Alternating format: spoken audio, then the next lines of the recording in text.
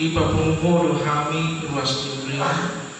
Lau memuji-muji guarna muda badiai oleh Tuhan, ima diari na dipardu badia mion oleh Tuhan.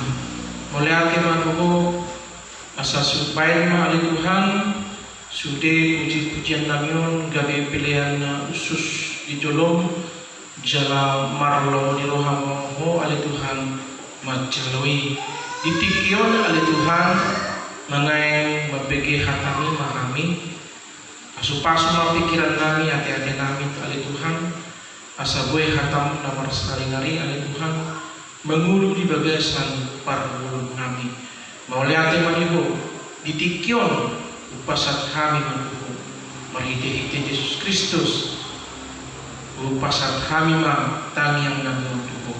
Amin. Shalom. Tikion ang manginang nga masuk kita di minggu Advent Opakson. Jadi hari Kamis ngamar pesta di kita.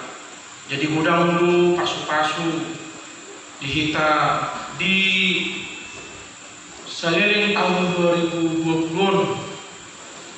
Apakah secara pribadi lepas pribadi jemaat, tetangga, rumah tangga, maupun secara organisasi, Wedo secara organisasi, pasu-pasu Tuhani, Mardalan Lodenggan, Sinode Godam, Jalan Terpilih Ekos Tanah Baru, Dohot Pemimpin Departemen Baru.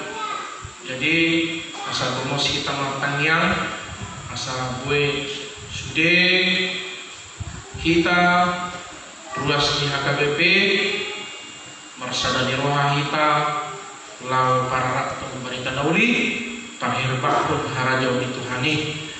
Amanginang songoni pedongan nakoso, turpuk jamita di kita sadereon, raptahu kama alkitab kita, ima, nah di enes yang kitab 2 Samuel, pintu itu, membuka kita mulai ayat sada, sakro ayat sabulono.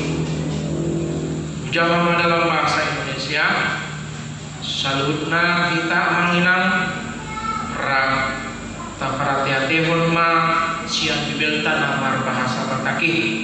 Nalai di siang magkatanon ujar ahon dalam bahasa Batak. Sekali lagi 2 Samuel pasal 7 membaca kita mulai ayat 1 sampai 16. Demikianlah firman Tuhan.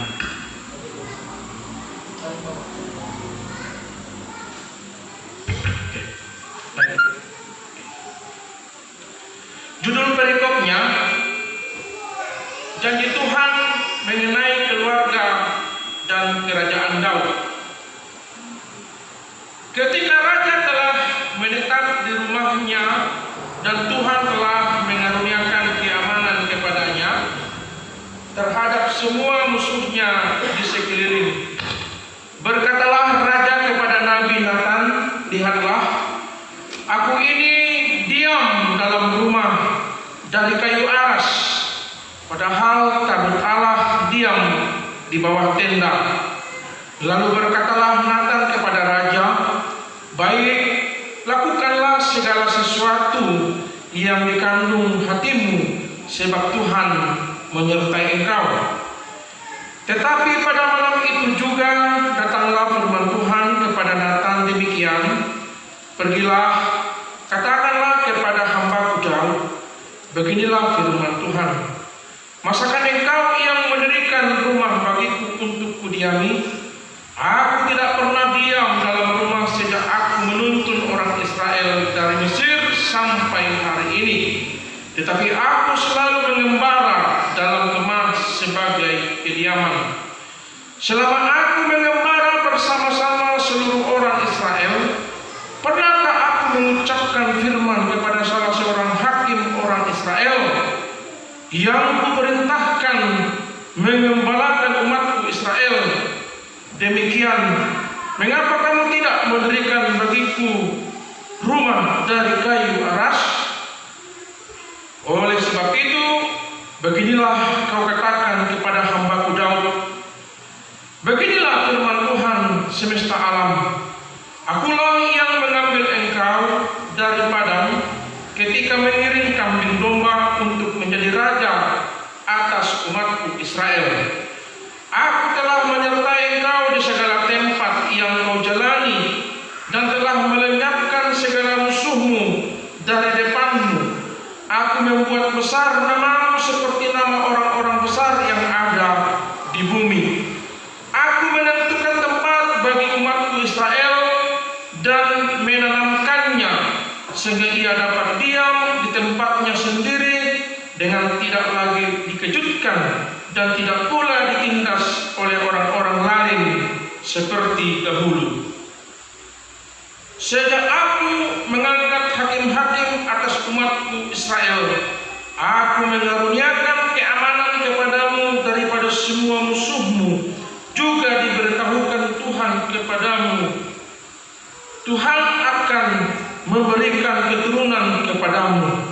Apabila umurmu sudah genap dan engkau telah mendapat perhentian bersama-sama dengan nenek moyangmu, maka aku akan membangkitkan keturunanmu yang kemudian, anak kandungmu, dan aku akan mengokohkan kerajaannya. Dialah yang akan mendirikan rumah bagi umatku, dan aku akan mengokohkan tahta kerajaannya untuk selama-lamanya. Aku akan menjadi bapaknya dan ia akan menjadi anakku. Apabila ia melakukan kesalahan, maka aku akan menghukum dia dengan rotan yang dipakai orang dan dengan pukulan yang diberikan anak-anak manusia. Tetapi kasih setiaku tidak akan hilang daripadanya, seperti yang kuhilangkan daripada Saul yang telah kujauhkan dari hadapanmu. Keluarga dan kerajaanmu akan kokoh untuk selama-lamanya di hadapanku. Tahtamu akan kokoh untuk selama-lamanya. Tepat seperti perkataan ini dan tepat seperti penglihatan ini, Nathan berbicara kepada Daud. Demikianlah firman Tuhan. Nats epistel kita, nats khotbah kita hari ini diambil dari Perjanjian Lama, dan topik minggu kita hari ini dikatakan dalam bahasa Batak Harajau Nahut Rodi Saleleng-Lelengna, kerajaan Mesias yang kokoh selama-lamanya. Sejarah mencatat raja-raja besar yang ada baik di zaman kuno, Babilonia, Babel, ya, baru Persia, Asyur, itu adalah raja-raja besar di kala itu. Wilayahnya luas, pemerintahannya kuat, tentaranya kuat. Kalau dilihat dari kacamata manusia, tidak mungkin raja-raja tersebut bisa sirna. Tetapi dalam kenyataannya, raja-raja yang besar tersebut, kerajaan yang besar tersebut, yang masyhur tersebut, hilang dari segi wilayah, hilang dari segi kekuasaan, hilang, tinggal sejarah. Alkitab mencatat tinggal sejarah. Demikian juga raja-raja abad pertengahan, abad 16, 17, 18, 19. Kebetulan saya senang sekali mengikuti cerita raja-raja dunia. Menarik. Saya paling senang membaca kisah Raja Rusia. Ya, revolusi Rusia menjatuhkan kekaisaran Rusia. Ya, kaisar Rusia yang terakhir itu masih ada di YouTube karena kamera sudah ditemukan. Mengerikan, ya. Rajanya harus dipenggal, permaisurinya harus dipenggal. Sirna, kerajaan yang besar sirna. Ini menunjukkan bahwa yang namanya kerajaan dunia itu tidak kekal. Yang namanya kekuasaan dunia itu tidak selama-lamanya. Topik minggu kita di minggu Advent keempat ini mengatakan kerajaan Mesias yang kokoh selama-lamanya. Hanya kerajaan Mesias, hanya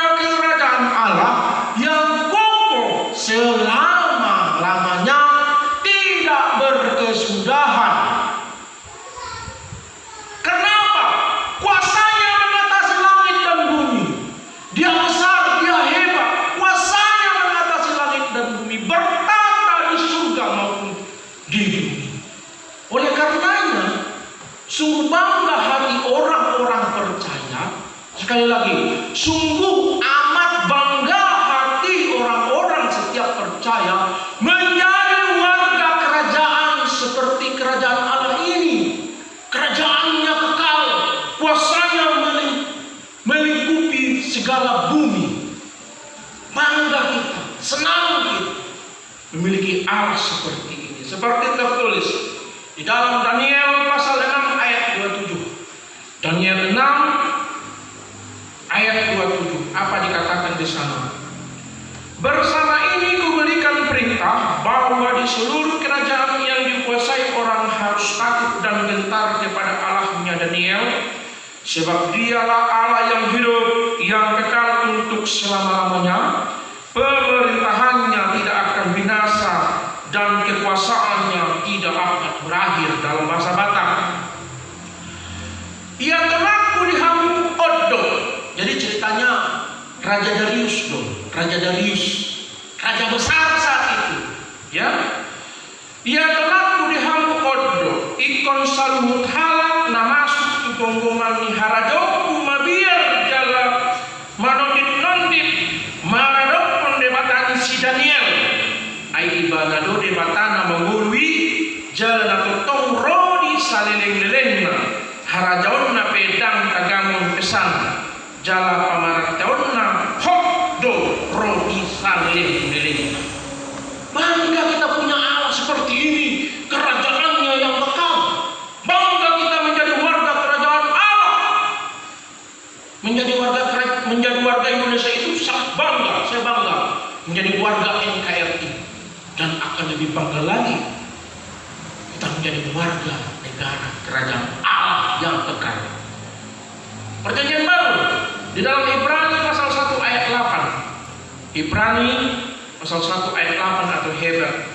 Apa dikatakan di sana? Tetapi tentang anak ia berkata, tahtamu ya Allah tetap untuk seterusnya dan selamanya, dan tongkat kerajaanmu adalah tongkat kebenaran. Dalam bahasa Batak, alai tarimut tu anak hidup rodi salele nilelengnya do habang sami ale debata tukot hatigoran harajaumi. Jadi kerajaan Mesir itu kekal selama-lamanya. Jadi kalau kita berlindung pada sesuatu yang kekal, maka kita pun akan memperoleh kehidupan yang kekal. Patut kita berlindung kepadanya. Berlindung di bawah pejabat aja kita bangga, ya. Apalagi kalau kita berlindung pada sesembahan yang seperti ini. Mesias yang memiliki kerajaan yang kekal sampai selama-lamanya. Oleh karenanya kalau kita pun rajin beribadah, menundukkan hati kita itu sebagai wujud kebanggaan kita, menyembah Allah yang memiliki kerajaan yang kekal. Di Wahyu 22 ayat 13, kitab Wahyu banyak berbicara tentang akhir zaman dan pengadilan terakhir. Wahyu 22 ayat 13, apa dikatakan di sana? Aku adalah Alfa dan Omega, yang pertama dan yang terkemudian, yang awal dan yang akhir. Bahasa Batak, Audo mulana jala pesuna, Parjolo jala parpuri, Bonana jala ujung. Dia Allah yang besar, yang berkuasa, pencipta, bukan pencipta. Dia Allah pencipta, Dia Tuhan pencipta. Dia menciptakan semua yang ada di bumi ini.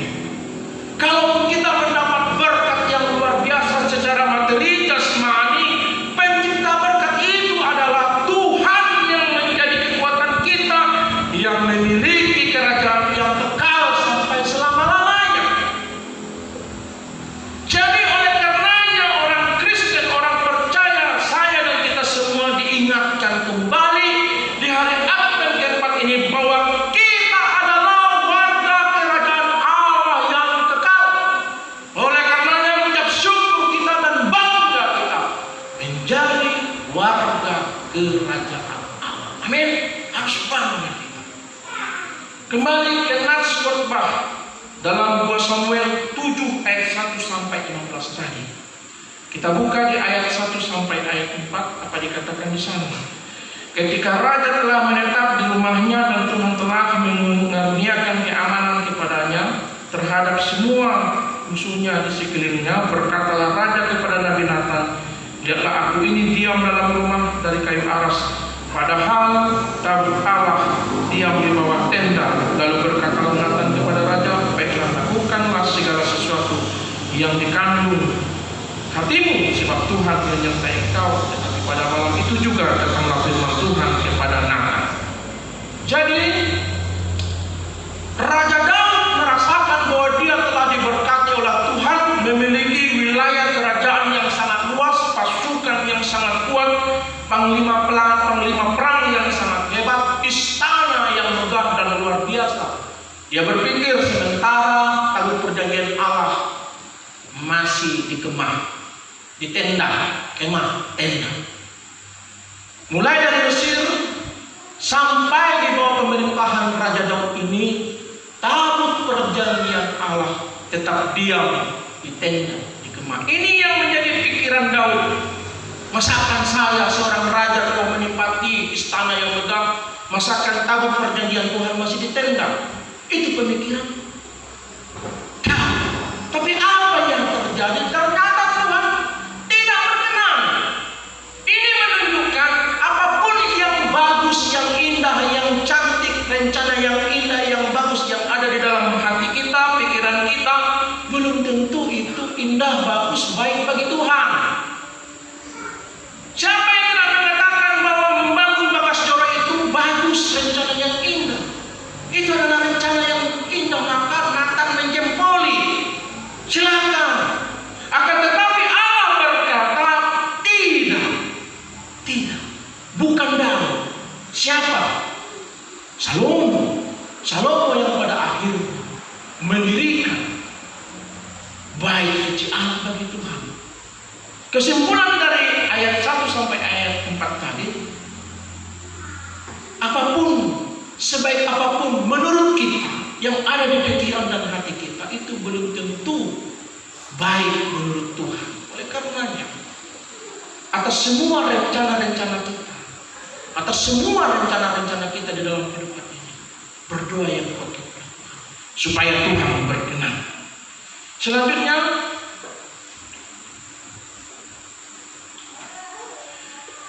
di ayat 5, apa dikatakan Tuhan?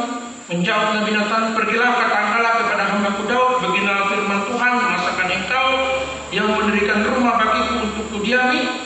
Tuhan ternyata tidak berkenan atas rencana Raja Daud. Lalu di ayat 8 dan 9 dikatakan apa yang di ayat 8 dan 9.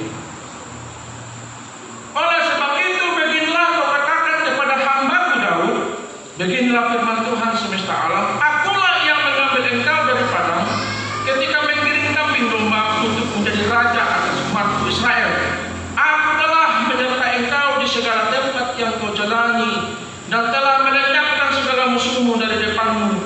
Aku membuat besar namamu seperti nama orang-orang besar yang ada di bumi. Tuhan Allah memberikan tahta kerajaan Daud kepada Daud. Supaya apa? Supaya meneruskan kerajaan Allah melalui tunas Daud. Sebab kelak Yesus Kristus itu dilahirkan di kota Daud dan dari garis keturunan Daud. Sehingga Allah memberikan tahta kepada Daud dengan tujuan meneguhkan kerajaan Allah. Dengan datangnya Mesias yaitu Tuhan Yesus Kristus melalui garis keturunan Daud. Kalau kita baca di dalam Injil, silsilah Yesus Kristus, garis keturunan Daud. Inilah yang ingin menguatkan, meneguhkan kita semua, mengingatkan kembali jemaat Tuhan bahwa Yesus Kristus yang dinubuatkan oleh nabi-nabi di dalam perjanjian lama tersebut telah dipenuhi dengan datangnya Yesus Kristus sebagai Tuhan dan Juru Selamat. Itu adalah misi Tuhan Yesus yang pertama. Jadi kedatangan Tuhan Yesus Kristus yang pertama adalah menebus dosa-dosa manusia. Karya keselamatan yang dikerjakan di Golgota. Nah, hari ini Advent pertama, kedua, ketiga, keempat adalah renungan di dalam menantikan tentang kedatangan Tuhan Yesus Kristus yang kedua. Misi kedatangan Tuhan Yesus yang kedua adalah menuai. Dia datang untuk menuai. Dia akan memisahkan antara gandum dan lalang. Gandum akan disimpan di lumbung, lalang akan dibakar. Gandum disimpan di lumbung menggambarkan kerajaan Allah yang kekal. Karena apa? Tadi seperti topik minggu kita, kerajaan Dia kekal untuk selama-lamanya. Sekali lagi, kerajaan Mesias yang kokoh selama-lamanya, sehingga kita berbahagia dan bangga bisa memiliki Allah seperti Dia yang kokoh, yang tidak berkesudahan pada pemerintahan. Kembali ke nas epistel kita. Nas epistel kita diambil dari Roma. Kita buka sama-sama. Roma pasal 16 ayat 25 sampai 27. 3 ayat. Surat Paulus kepada Roma, kepada jemaat ditujukan kepada Roma, itu adalah Roma, terdiri daripada 16 pasal. Jemaat yang ada di Roma bukanlah jemaat yang dirintis dan didirikan oleh Paulus. Kalau kita baca di dalam pasal pertama. Namun kesungguhan hati jemaat yang ada di Roma, keteguhan iman jemaat yang ada di Roma, kesetiaan jemaat yang ada di Roma sampai ke telinga Rasul Paulus. Sehingga dari jauh dia menulis surat penginjilan kepada jemaat yang di Roma untuk meneguhkan iman mereka, menguatkan iman mereka, dan menambah-nambahkan pengetahuan pemahaman mereka tentang Injil Kristus. Terdiri dari 16 pasal, dan yang menjadi epistel kita adalah salam penutup. Salam penutup. Jadi sama seperti orang jauh, Paulus hanya mendengar kabar keteguhan kesungguhan hati mereka. Mengapa dia mau menuliskan surat kepada jemaat yang ada di sana? Mengapa? Karena Paulus merindukan persekutuan bersama dengan Tuhan Allah. Itu yang pertama. Paulus merindukan persekutuan dengan Tuhan Allah. Dia mendengar dari jauh, lalu dia rindu untuk bisa ikut di dalam persekutuan tersebut. Sama ketika saya pulang ke kampung, hari Minggu saya ibadah di kampung. Mengingat HKBP Tobat Rajo, saya rindu untuk bersekutu bersama-sama, menyembah Tuhan di gereja HKBP ini. Demikianlah Paulus. Ini yang menggerakkan dia sehingga dia menulis suratnya itu kepada jemaat yang ada di Roma. Itu alasan pertama. Alasan kedua, Paulus merindukan orang-orang seiman, keluarga kerajaan Allah yang kekal, orang-orang yang seiman. Makanya kalau kita menghatindakun hapor kan di dokdo, tahatindakun mahapor kai, so menadi hatindakun dongatta capdokor tibio. Jadi orang-orang yang hidup di dalam nama Bapa, Anak, dan Roh Kudus itu adalah saudara kita. Jadi Paulus rindu dengan jemaat yang ada di kota Roma. Demikian juga Inang, Amang, Naposo, HKBP Tobat Rajo. Hendaknya setiap jemaat itu memiliki yang pertama, kerinduan untuk persekutuan bersama dengan Tuhan. Kerinduan marsaur ke debata jahum. Yang kedua, memiliki kerinduan parsauran sesama hita naporsea, keluarga akan naporsea. Melohita naporsea di bagasan Tuhan ini akan marhahang gitu. Jadi harus ada kerinduan hati setiap jemaat terhadap jemaat yang lain. Oleh karenanya,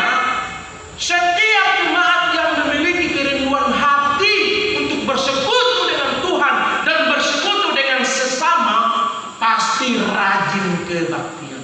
Pasti namanya juga orang rindu. Namanya juga orang rindu. Ketika kita muda mengenal calon yang akan menjadi pendamping hidup kita, bagaimana rasanya? Selalu ingin ketemu, selalu ingin ketemu. Demikian juga orang yang memiliki kerinduan kepada Tuhan dan kerinduan kepada sesama. Di mana kita bisa berkumpul? Tentunya di dalam persekutuan, ibadah rumah tangga dan ibadah minggu seperti ini. Oleh karenanya hendaknya setiap orang Kristen memiliki kerinduan itu supaya bisa setia datang beribadah kepada Tuhan. Lalu bagaimana caranya supaya hati kita memiliki kerinduan? Rindu hidup di dalam persekutuan dengan Tuhan dan rindu hidup di dalam persekutuan dengan sesama. Marsaur tu Tuhan, marsaur tu dengan sahaja. Jadi selama 6 hari kita semua sibuk bekerja. Tidak ada waktu untuk saling berkunjung. Tempat kita untuk bertemu adalah ibadah minggu seperti ini. Nah, supaya kita memiliki rasa rindu terhadap persekutuan dengan Tuhan dan terhadap teman seiman, keluarga besar kerajaan Allah, apa yang harus kita miliki? Yang pertama kita buka di dalam Matius 22 ayat 36. Supaya kita memiliki kerinduan-kerinduan hati. Ya, kerinduan hati. Untuk bersekutu bersama dengan Tuhan dan bersekutu atau bersaur dengan sesama orang percaya di rumahnya yang kudus ketika beribadah. Yang pertama, Matius 22 ayat 36. Guru, hukum manakah yang terutama dalam hukum Taurat? Jawab Yesus kepadanya, kasihilah Tuhan Allahmu dengan segenap hatimu dan dengan segenap jiwamu dan dengan segenap akal budimu. Bahasa Batak, guru nami dia do patik raya. Patik raya, memang kalau bahasa Batak luar biasa ya. Patik raya. Guru nami dia do patik raya siang patik mi. Jadi hidup Yesus mah siha holonganmu do di batang siang nasa ate-ate siang nasa hosang dohot siang nasa.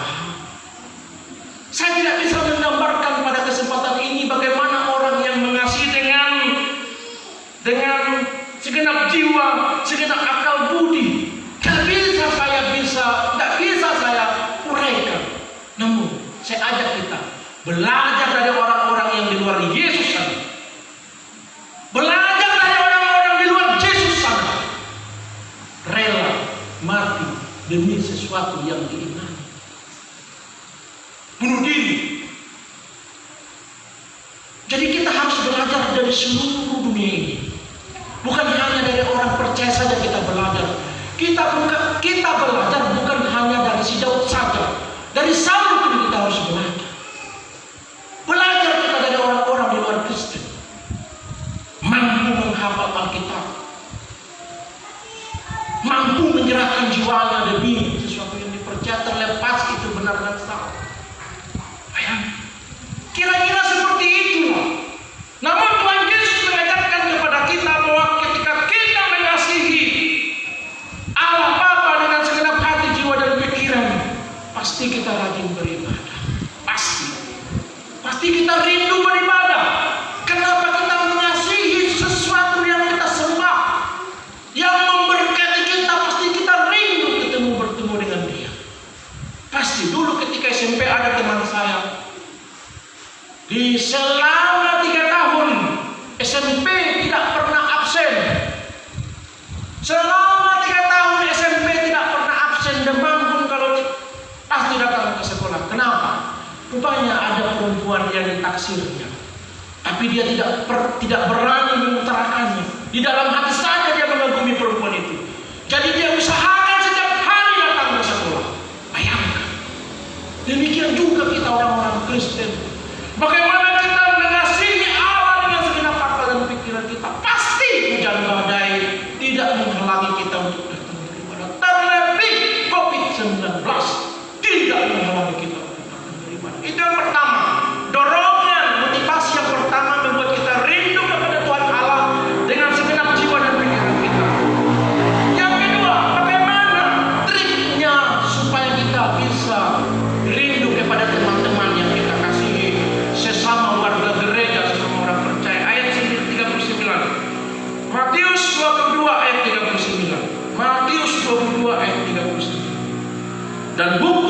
kedua yang sama dengan itu ialah kasihilah sesamamu manusia seperti dirimu sendiri. Ayat 2 bahasa Batak. Alaidos do argani nabadua holon siha holongan mudo dengan mi dos dirimu. Banyak orang yang menerjemahkan ayat ini mengasihi sesama, menolong, memberi, mendukung, mendoakan.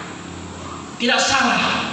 Tetapi saya menjelaskan dalam arti luas, lapatanna mengkaholongi dengan lapatanna mengasihi sesama adalah merindukan dia. Merindukan dia. Saya rajin kebaktian di sini karena saya merindukan Amang Situan Adaya. Rindu saya bersama dengan Amang Situan Adaya. Hendaknya demikian juga setiap jemaat rindu antara keluarga yang satu, keluarga yang lain bersama. Apa kabar Amang? Apa kabar Inang? Sehat dong. Hukum kasih ini harus hadir di tengah-tengah hati kita supaya kita memiliki kerinduan. Jadi yang namanya mengasihi sesama tidak hanya memberi, tidak hanya menolong, merindukan teman itu adalah mengasihi dia. Karena kita rindu dia, kita doakanlah dia. Tidak mungkin seseorang bisa mendoakan saya kalau dia tidak merindukan saya. Jadi kalau ada jemaat yang berdoa di rumah, tidak menyebut nama Situa Junjungan Manado di dalam doanya, berarti tidak dirindukan saya. Berubah. Hari ini setiap jemaat HKBP Tobat Radu harus menyebut nama jemaat satu saja mulai malam ini. Di dalam doanya, sebutkan namanya. Kalau saya Amang Inang, jam 4 subuh saya sudah berdoa dengan Inang. Saya sebutkan semua jemaat gereja HKBP Tobat Radu yang bekerja di kebun, bekerja di swasta, pemerintah, petani, peladang, sebuah setiap jam 4 subuh. Karena apa? Saya merindukan jemaat. Oleh karena ini gerakan rohani yang terjadi di HKBP Tobat Radu, setiap jemaat merindukan saudaranya yang lain. Sebut namanya di dalam doanya. Sebut namanya di dalam doa. Siapa yang ingin Anda doakan di gereja kita didoakan. Itulah manginang yang dimiliki oleh Rasul Paulus. Dia mendoakan jemaat Roma. Dia menginjili, mengajari jemaat Roma. Kembali ke nas epistel di ayat 25. Bagi dia yang berkuasa menguatkan kamu menurut Injil yang kumasyurkan dan memberitakan tentang Yesus Kristus sesuai dengan pernyataan rahasia. Siapa yang menguatkan kita menurut ayat ini? Siapa yang berkuasa menguatkan dia? Yaitu Tuhan Yesus Kristus. Di dalam setiap pergumulan rumah tangga, tidak ada rumah tangga yang luput dari pergumulannya. Ada. Sehebat apapun, sekaya apapun, pasti ada pergumulan kehidupan, itu pasti. Siapa yang bisa menguatkan kita supaya kita bisa melalui semuanya? Tuhan Yesus. Demikian juga dalam kehidupan bergereja. Ada banyak gereja-gereja yang tidak gampang untuk beribadah. Ada banyak pemberita-pemberita Injil yang harus ditekan karena memberitakan kabar baik. Tetapi mereka tetap kuat memberitakan Injil itu, tidak mundur. Mengapa? Mengapa mereka tidak mundur? Mengapa mereka tetap beribadah di gereja walaupun ditekan? Karena Tuhan Yesus yang menguatkan. Amin. Tuhan Yesus yang menguatkan. Apapun permasalahan kita, jangan hancur oleh permasalahan itu. Kita yang harus menghancurkan permasalahan itu. Kenapa? Allah kita lebih besar dari segala permasalahan itu. Permasalahan rumah tangga kah, permasalahan anak kah, permasalahan tempat kerja kah, serahkan kepada Tuhan Yesus Kristus. Allah kita Allah yang dahsyat, Allah yang besar. Dia sanggup. Bagi dia yang berkuasa menguatkan kamu. Dia yang berkuasa menguatkan kita. Di ayat 26. Tetapi yang sekarang telah dinyatakan dan yang menurut perintah Allah yang abadi telah diberitakan oleh kitab-kitab para nabi. Allah mengirimkan para nabi, Paduriram, Parjamita, Akaburu-Guru Huria, hamba-hamba Tuhan di dalam menasihati setiap jemaat, setiap orang percaya. Hendaknya setiap orang percaya mau menang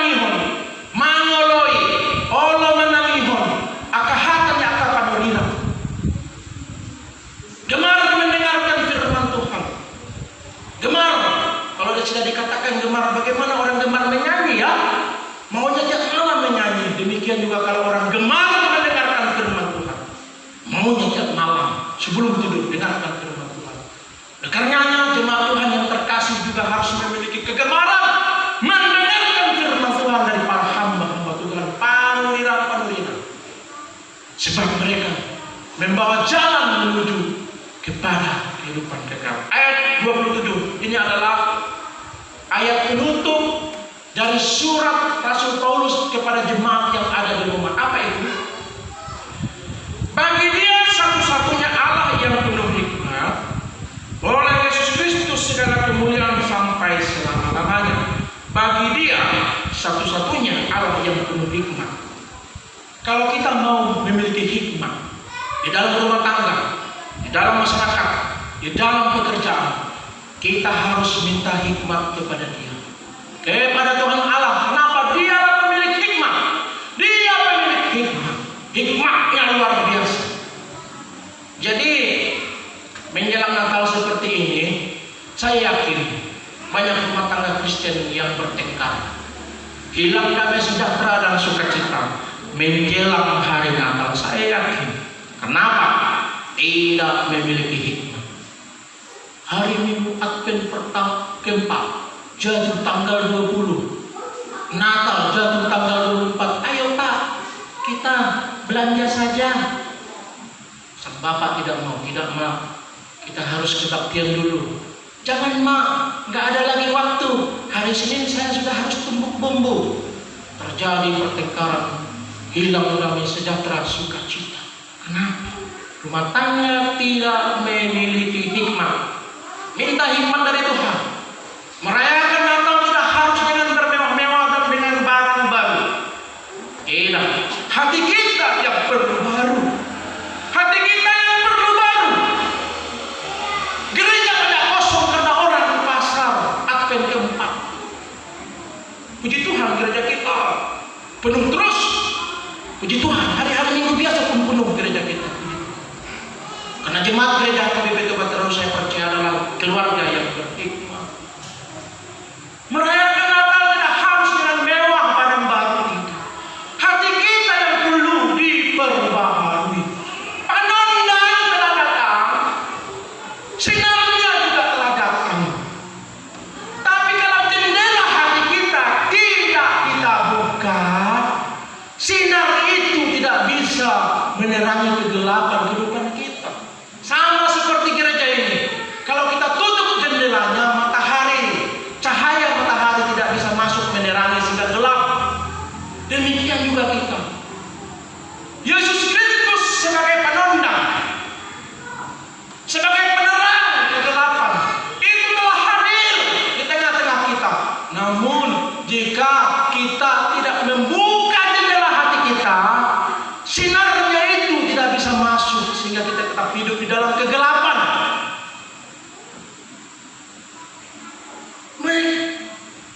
Hidup dalam kegelapan. Merayakan Natal tapi tidak mengerti siapa itu. Hidup dalam kegelapan. Yang adalah pesta pora. Ya, beli ini, beli itu. Ya, saya ingin mengatakan kepada semua jemaat Tuhan, ya, berhikmat. Kalau keluarga memiliki hikmat, dia akan memiliki hikmat di dalam pengelolaan keuangan. Untuk apa kita berpoya-poya kalau tabungan habis? Lebih bagus makan ikan asin, tapi tabungan kita hot. Jadi kalau anak sakit langsung berobat. Kalau anak butuh uang untuk sekolah langsung belikan. Biasanya di akhir-akhir tahun seperti ini kan banyak berkah.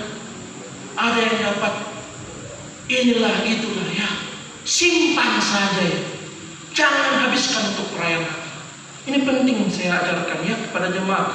Sebab saya tidak mau hanya mengajarkan surga. Saya mau jemaat HKBP Tobat Terus itu berhikmat, hebat dalam pengelolaan keluarga. Apalagi menghadapi Natal. Yang terpenting adalah mempersiapkan hati kita menginam hadir di gerejanya, keluarga kita damai sejahtera, sukacita. Puji Tuhan, itu golnya, itu pencapaiannya kita merayakan Natal, bukan habis-habisan. Habis kita di bulan Desember, Januari kosong kelompok anak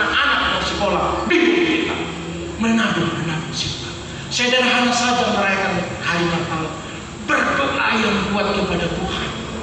Mengucap syukur saja. Terima sahayana. Panundangi ngaro jalo mas nundang naik. Buka ma harbana ni. Supaya kita hidup di dalam terang Yesus yang ilahi. Jadi kesimpulan amanginang yang dihambolongi Tuhan Yesus Kristus dalam khotbah Advent keempat ini adalah yang pertama, hanya Tuhan Yesus yang mampu menguatkan kita menghadapi segala persoalan hidup. Tidak ada yang lain. Jangan mau dihancurkan oleh permasalahan hidup, tetapi kitalah yang harus menghancurkannya, sebab Allah lebih besar dari permasalahan hidup. Itu yang pertama. Yang kedua,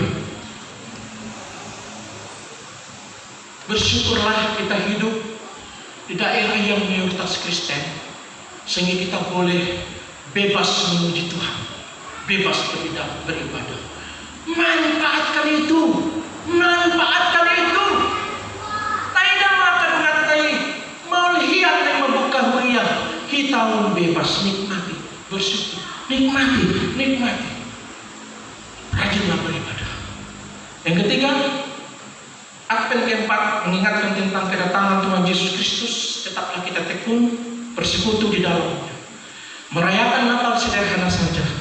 Yang terpenting hati kita lah yang kita perlakukan, supaya sinar kemuliaan Allah menerangi kehidupan pribadi lepas pribadi, rumah tangga lepas rumah tangga, setiap jemaat. Tuhan Yesus memberkati. Maju terus di dalam Tuhan. Amin. Mari kita berdoa. Mengucap syukur kami ya Tuhan, punya Allah seperti Engkau, Allah yang baik. Kami rindu dijamah oleh-Mu Tuhan. Kami rindu diberkati oleh-Mu Tuhan. Kami rindu dituntun oleh-Mu Tuhan. Menghadapi segala permasalahan hidup, keluarga, rumah tangga, ekonomi, kesehatan. Kami rindu dituntun Engkau Tuhan. Kami rindu ditolong Engkau ya Tuhan. Hadirlah Engkau Bapa di hati kami, di pikiran kami, di setiap rumah tangga, setiap jemaat, supaya jemaat Tuhan tetap hidup dalam Tuhan dan Tuhan di dalam kami semuanya, sehingga damai sejahtera rancangan Tuhan yang indah bagi kami setiap jemaat. Kuatkan kami Tuhan, meteraikan firman-Mu saat ini, supaya kami boleh sebagai pelaku-pelaku daripada firman Tuhan, tidak sebagai pendengar-pendengar belaka. Jemaat yang sakit Engkau sembuhkan oleh kuat kuasa darah-Mu, sebab kami percaya sumber kesehatan kesembuhan adalah datangnya daripada-Mu. Jemaat yang sedih, haleluya ya Tuhan, Engkau hiburkan mereka ya Tuhan Yesus oleh Roh Kudus-Mu Tuhan, supaya sukacita, bahagia menjadi bagian daripada jemaat Tuhan. Jemaat Tuhan yang kehilangan berpengharapan, teguhkan terus pengharapan kami setiap jemaat Tuhan. Terpujilah nama-Mu. Berkati apa yang dikerjakan oleh jemaat-Mu sebagai petani, pekebun, peladang, penoreh. Berkati kami semua ya Tuhan. Pekerjaan kami yang sederhana ini Tuhan, berkati ya Bapa, supaya kami Tuhan dipenuhi berkat-Mu, tidak berkekurangan, tidak kelaparan ya Tuhan. Kami juga berdoa buat setiap jemaat Tuhan yang bekerja di perkebunan, bekerja di pertambangan maupun instansi pemerintah. Berkati mereka Tuhan, pelihara tubuh jiwa mereka ya Tuhan. Berikan hikmat yang datang daripada Tuhan, perlindungan pembelaan yang datang daripada Tuhan Yesus Kristus, menyertai setiap jemaat di mana saja bekerja Tuhan, dan boleh menjadi saksi bagi hormat kemuliaan anak-anak kami yang kecil Tuhan. Di masa pertumbuhannya Engkau tutup dengan Roh Kudus-Mu, supaya mereka Tuhan bisa bertumbuh, berkembang dengan baik, kelak menyenangkan hati kedua orang tua, terlebih hati Tuhan. Anak kami yang bersekolah, yang jauh dari hadapan kami, maupun yang bersekolah di rumah, berkati, berikan kepintaran yang datang daripada Tuhan, supaya mereka bisa mengikuti pelajaran dengan baik dan lulus dengan yang baik. Kami sebagai orang tuanya ya Tuhan Yesus, kuatkan kami, supaya kami Engkau mampukan di dalam mencukupi segala kebutuhan anak-anak kami. Keluarga kami yang jauh yang harus kami tinggalkan karena kami harus melayani dan bekerja di wilayah ini. Pelihara mereka, jaga mereka, tolong mereka, sembuhkan jika sakit. Biarlah Tuhan yang selalu membungkus dengan Roh Kudus. Kegiatan ibadah kami selama 1 minggu ini, ibadah malam Natal, ibadah Natal, Tuhan Yesus kami serahkan ke dalam tangan-Mu. Tim-tim pelayan yang melayani di gerejamu. Engkau urapi dengan Roh Kudus-Mu, pakai dengan luar biasa ya Tuhan. Berikan juga cuaca yang baik kepada kami, supaya kami semua jemaat Tuhan bisa datang berduyun-duyun untuk beribadah di tempat ini. Berikan cuaca yang baik, supaya setiap jemaat boleh datang beribadah di tempat ini. Terpujilah nama-Mu Allah kami yang hidup. Inilah doa kami ya Tuhan. Sebentar kami akan pulang ke rumah kami masing-masing. Sertai perjalanan kami. Adapun yang akan mudik Tuhan dalam rangka Natal libur, sertai juga perjalanan mereka. Jauhkan dari segala mara bahaya Tuhan. Tapi biarlah tetap selamat ketika pergi dan pulang. Jemaat Tuhan yang telah menyampaikan ucapan syukur persembahan di hadapan-Mu, Engkau berkati Tuhan. Seperti janji-Mu, kembalikan berlipat kali ganda di tengah-tengah kehidupan jemaat Tuhan yang menyampaikan ucapan syukur. Sempurnakan doa kami ini ya Tuhan. Kami alaskan di dalam nama Tuhan Yesus Kristus. Di atas itu ampuni segala dosa dan kesalahan kami, supaya kami layak disebut anak-anak-Mu, layak menjadi ahli waris kerajaan Allah, layak untuk menerima segala yang baik yang datang daripada Tuhan. Terpujilah nama-Mu. Kami naikkan doa ini hanya di hadapan-Mu. Di dalam nama Tuhan Yesus Kristus kami berdoa dan mengucap syukur. Haleluya. Amin.